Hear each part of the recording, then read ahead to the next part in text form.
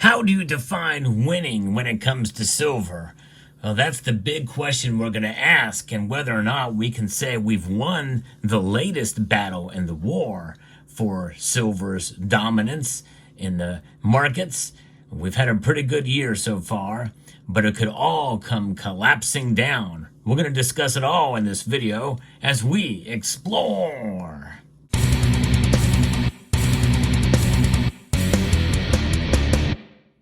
Defining terms, I think, is quite appropriate here, because to declare victory, well, we got to find out what we're declaring victory against.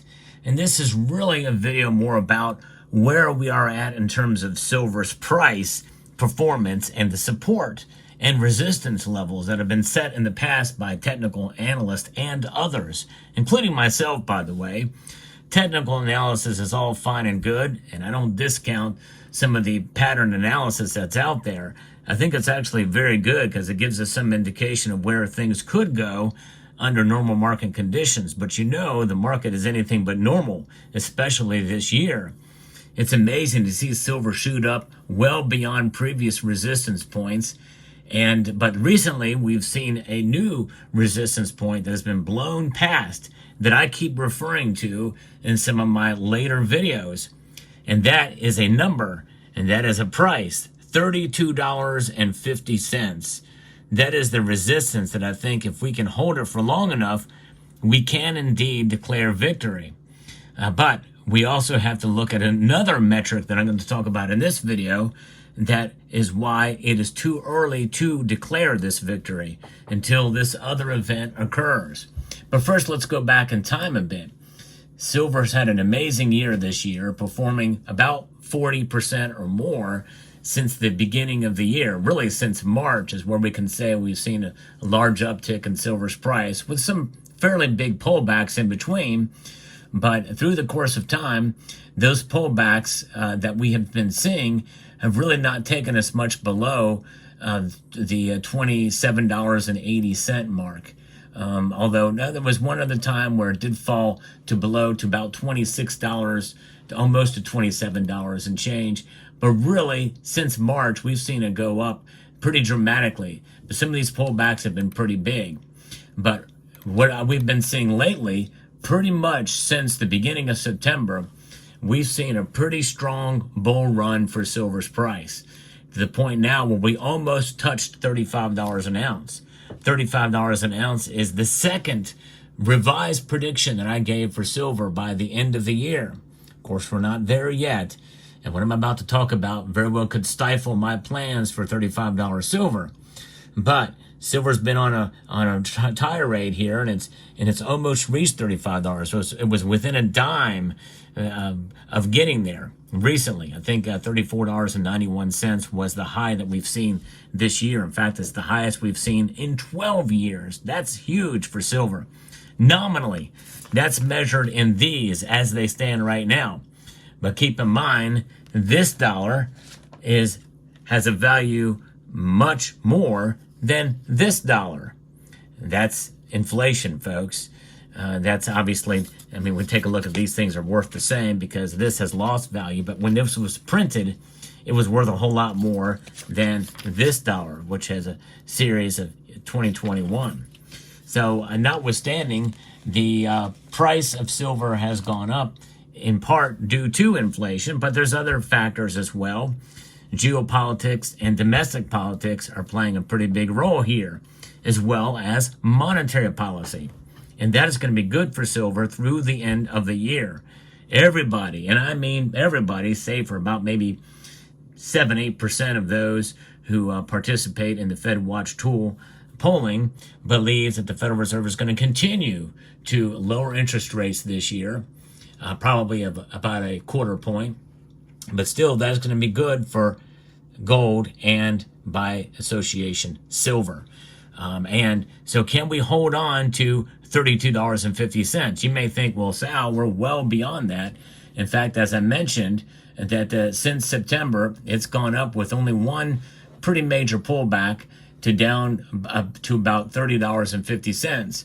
And since then, we've seen it go up, and pretty much nothing but up since then, with only minor pullbacks.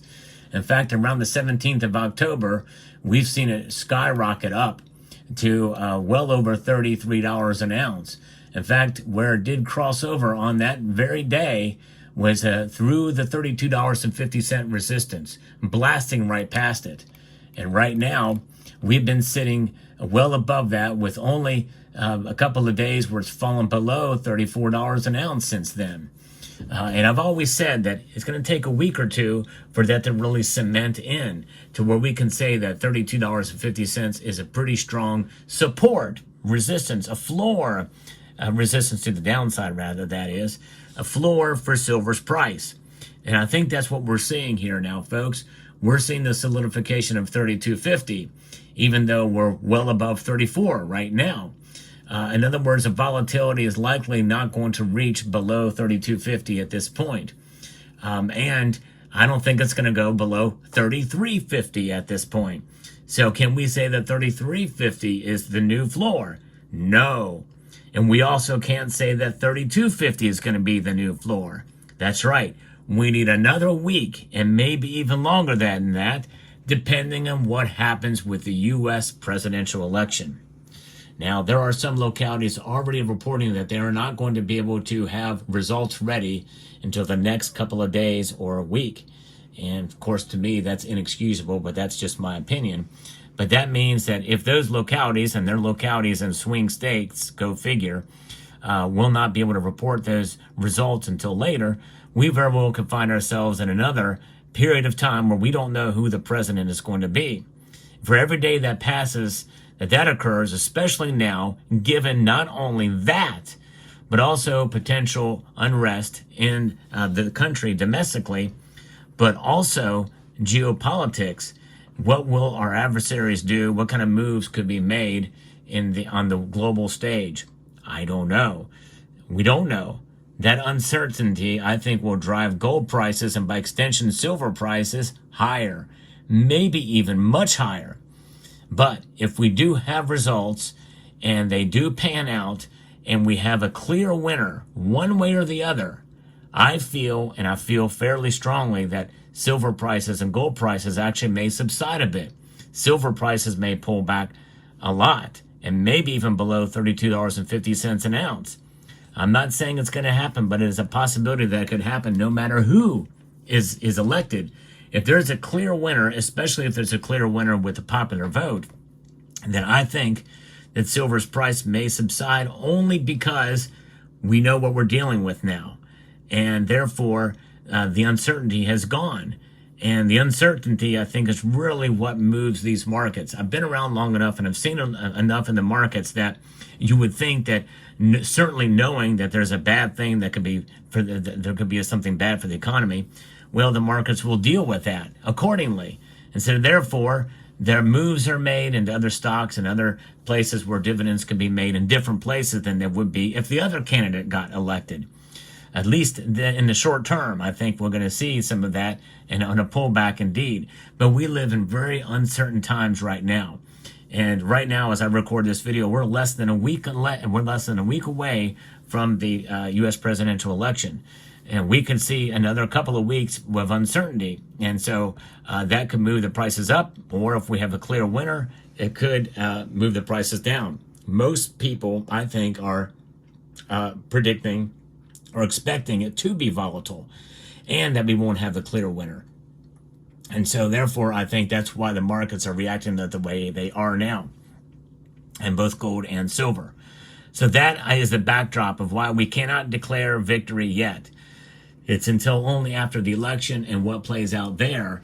And if we do have an election where we have a week before we find out a winner one way or another, and then we get a winner, I think silver's prices may stay up fairly high, or may stay up above $32.50 an ounce, because it'll be an uncertain or an unknown, and it won't be, there'll be some protests and the like, and who knows, hopefully not anything worse than that. But regardless, that is the situation that we may find ourselves in, and that kind of volatility, even though not as intense as before, will still be there, and I think it may reflect itself in the precious metals markets. Now, I could be wrong about that, but I think that the only way we can really declare victory is to is to see how silver prices do after the election.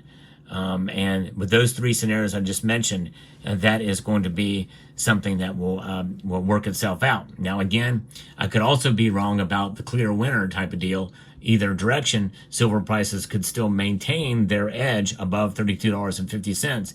That is a pretty strong number, and I think that's the number to watch out for. Now, so what does victory look like in the end for silver? It looks like a price above $32.50 sustained through the end of the year. And even if we don't get the $35, which is what I had predicted by the end of the year, $32.50 as a support is pretty good, because that means it's much less likely it's going to dip below that, and with the volatility that we go as we move into 2025. But I'd be very interested to see what you think about this, and when you think we should declare victory for silver, and how do you define victory? Now, in the long term, victory of holding silver is more than just price. It's the value of holding the metal, and its price will reflect that in due course to preserve your wealth against an ever-inflating dollar. And so that is victory. So in a sense, if you have this in your hand right now, yep, you are victorious. And it may not work itself out, for a while in terms of profiting for you, but how do you even measure profit in an inflationary environment? But I would say that it will preserve your wealth, and that wealth preservation is a very victorious thing. And I think it is very profitable in so much that you are not losing. And even though you're not gaining when you measure for inflation, it's profitable for your preservation. But that's really kind of a stretching of terms there, but you get what I'm saying. So stack silver, hold on to it. Let's see what happens, and it's going to be a very interesting ride for sure. Let me know what your thoughts are down in the comment section below. Hope you found this video informative, insightful, and educational. Would like to extend a multitude of gratitude to each and every one of you for taking the time to watch, and to encourage you to please rate, share, comment, and subscribe.